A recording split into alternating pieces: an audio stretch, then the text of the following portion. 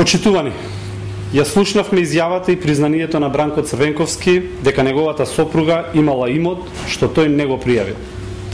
Единственото образложение на Бранко Црвенковски е дека кога неговата сопруга го имала имотот, тој имал само 17 години. Чиста невистина. Дури да е така, според Законот за спречување на корупција, секој имот на функционерите, сегашни и поранешни, мора да е пријавен.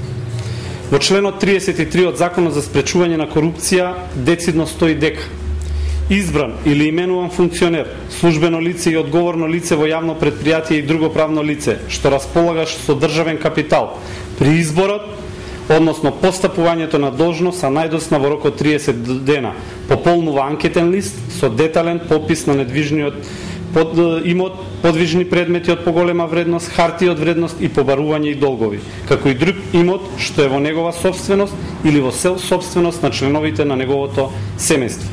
Бранко Црвенковски морал да го пријави тој имот. Во обидот да го испере својот партиски шеф, Гордан Георгиев рече дека во тек била оставинска постапка за тој имот.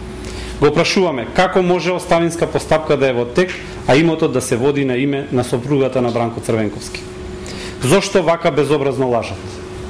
Го прашуваме Бранко Црвенковски дали дали се точни наводите дека милионски вреден луксузен имот на Корчула, кој тој и жена му го поседуваат, е купен во многу поново време, а тој не го пријавувал за да глуми дека е скромен политичар и дека покрај сите криминали во кои што тој учествувал за време на транзицијата, да не натера да поверуваме дека тој бил чесен.